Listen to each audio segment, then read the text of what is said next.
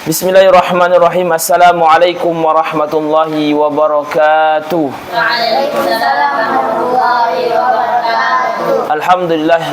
Alhamdulillahi rabbil alamin. Wassalatu wassalamu ala asrafil anbiya'i wal mursalin wa ala alihi wa sahbihi rasulillah ajma'in, amma ba'du. Bersyukur kita kepada Allah Subhanahu wa taala, pada santri yang Ustaz muliakan, yang saya hormati, yang saya cintai. Dan jangan lupa kita doakan guru kita semua, Al-Mukarram Buya Yahya beserta keluarga. Semoga Allah senantiasa menjaga beliau, dimudahkan urusan beliau di dunia maupun di akhirat. Amin ya rabbal alamin. Alhamdulillah, kita lanjutkan pengajian kita, yaitu fikih praktis puasa. Alhamdulillah, kita kemarin telah membahas tentang hal-hal yang membatalkan puasa. Silahkan dilihat catatannya kembali.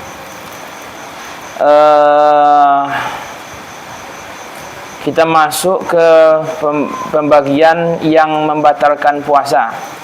Kemarin kita telah menjelaskan mulut ya. Baik, Ustaz ulang, saya bacakan lagi.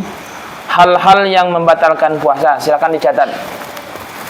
Hal-hal yang membatalkan puasa ada 9. Ini wajib dihafal. Yang pertama adalah memasukkan sesuatu ke dalam 5 lubang. Jadi anak-anak semuanya harus paham apa saja 5 lubang ini yang akan membatalkan puasa kita. Percuma saja kita berpuasa kalau tidak mendapatkan pahala. Maka bagaimana supaya kita mendapatkan pahala? Maka kita harus tahu apa saja hal-hal yang membatalkan puasa kita. Yang pertama adalah memasukkan sesuatu ke 5 lubang, yaitu yang pertama lah lubang mulut. Jadi ketika kita berpuasa, kalau kita memasukkan sesuatu ke mulut kita, di sini hukumnya apa? Hukum memasukkan sesuatu ke lubang mulut adalah membatalkan puasa. Jadi kalau kita memasukkan sesuatu ke mulut kita adalah membatalkan puasa. Jadi supaya kita nggak salah paham, ada berapa hukum ketika kita memasukkan sesuatu ke dalam mulut kita. Yang pertama adalah membatalkan. Jadi hal yang pertama membatalkan puasa kita itu adalah memasukkan sesuatu ke mulut kita. Bagaimana rinciannya? Contoh pulpen. Pulpen kita masukkan ke mulut kita, batal atau tidak? Di sini kita lihat. Seperti apa hal-halnya?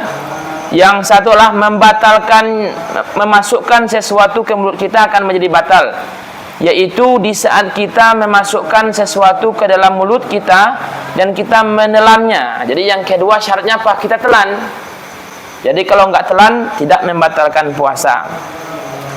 Terus menelannya harus dengan sengaja. Jadi kalau kita telan, contoh kita masukkan apa ini ke mulut kita, masukkan bakso contohnya, atau jangan bakso lah, es krim aja lah, es krim, atau permen. Kita masukkan ke mulut kita, sengaja kita masukkan ini, sengaja kita masukkan. Kalau enggak kita telan, maka tidak batal puasa kita. Kalau kita telan, maka batal. Jadi itu syarat yang kedua. Yang pertama harus sadar. Yang kedua apa?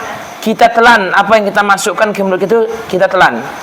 Jadi yang menjadikan batal adalah karena menelannya dengan sengaja. Jadi ambil makanan, kita masukkan ke mulut kita. Kalau kita taruhkan saja di mulut kita, enggak kita telan, tak membatalkan puasa. Ya, contoh lagi iseng-iseng ya, masukkan permen ke mulut kita, atau masukkan apa ini? Kurma contohnya, kurma, masukkan mulut kita.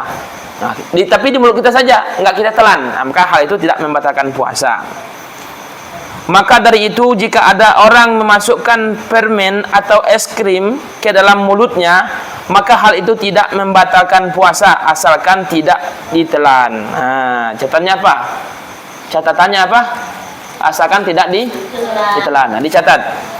Ya. Silakan dicatat.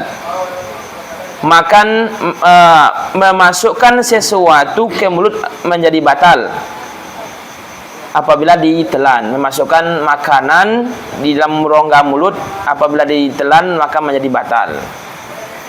Oke, kita masuk catatan. Catatan masalah ludah. Ini harus penting. Ini di sini pembahasannya nih. Ini yang harus kita perhatikan. Apa saja di dalam masalah ini? Contoh tadi masalah kita memasukkan makanan di mulut kita akan menjadi batal. Maka ada hal yang perlu kita perhatikan, yaitu masalah ludah kita. Ludah itu jika kita telan tidak membatalkan puasa. Kita dengan syarat. Jadi ini ada salah paham ini. Jadi ada orang puasa, ya, kerjanya apa? Meludah terus. Tahu meludah? Air ludahnya itu dibuang terus. Ya. Ini apa hukumnya membuang air ludah? Menelan air ludah itu apa hukumnya? Tidak batal puasa kita. Kalau kita menelan air ludah kita, tidak batal puasa kita. Ini ada orang salah paham, jadi sengsara jadinya. Maka kita harus belajar. Jadi mulai masuk waktu azan subuh, terus dia sedikit-sedikit buang air ludahnya. Akhirnya kan kering mulutnya. Ini kalau untuk menelan air ludah kita sendiri tidak membatalkan puasa. Bagaimana syaratnya? Yang pertama, apabila kita menelan air ludah kita sendiri. Silakan dicatat. Didengar, dicatat cepat. Apabila kita menelan air ludah kita sendiri, maka tidak membatalkan puasa. Asalkannya apa? Ludah sendiri. Jangan ludah orang lain. Kalau ludah orang lain maka jadi batal puasa kita. Kalau ludah itu masih ludah kita sendiri, maka tidak batal. Yang kedua, tidak bercampur dengan sesuatu yang lainnya. Tidak bercampur. Jadi tadi ingat ya, harus dihafal nih. Menelan air ludah tidak membatalkan puasa dengan syarat yang pertama apa? Ludah sendiri. Yang kedua apa? Tidak bercampur dengan benda lainnya. Yang ketiga apa? Ludah masih berada di tempat mulut kita. Ustaz rinci.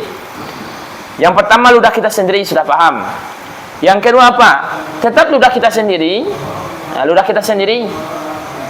Kalau ludah kita itu telah bercampur dengan benda lainnya, maka menjadi batal. Contoh, kita ambil kurma contohnya. Kurma kita masukkan ke mulut kita. Tentu kurma itu kan ada rasanya, ada cairannya nanti akan lengket ke lidah kita. Jika sudah lengket di lidah kita, tentu nanti bercampur dengan air liur kita. Jika kita telan kurma tadi kita masukkan ke mulut kita, lalu kurma itu kan bercampur dengan air liur. Air liur itu kita telan, maka membatalkan puasa. Kenapa? Karena telah bercampur dengan benda lainnya.